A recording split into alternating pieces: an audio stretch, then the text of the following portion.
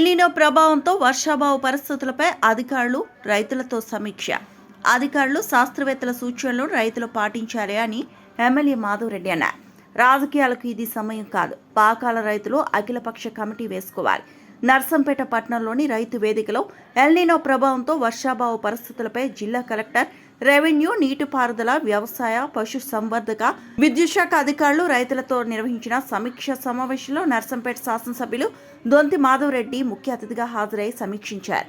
కార్యక్రమంలో జిల్లా collector Satyasarada, additional collector Sandhyarani, irrigation SE, EE, జిల్లా పరిషత్ CEO Ramareddy, RDO Umarani, market committee chairman Palai Srinivas తదితరులు పాల్గొన్నారు.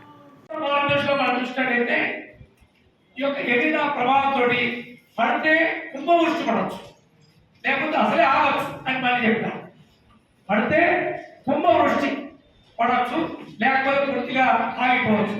అంటే ఎక్కడైతే మొదలు వర్షం ప్రారంభించి స్టార్ట్ అయిందో అక్కడ కుంభవృష్టి స్టార్ట్ అయింది, అక్కడ పడ్డది.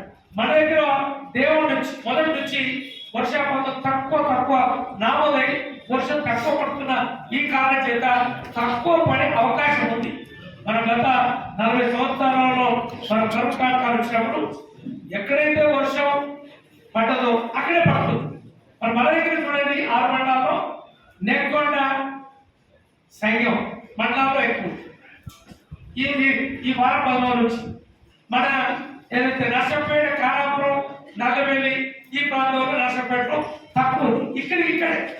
కాబట్టి ఏది ఏమైనా కూడా ఈరోజు జూలై ఏదైతే మరి 19-20 తారీఖు రోజున వ్యవసాయ పంటలకి మన మెట్ట పంటలు అన్ని కూడా మనం వేస్తాం. మరిన్ని అప్డేట్స్ కోసం మా ఛానల్ని సబ్స్క్రైబ్ చేయండి.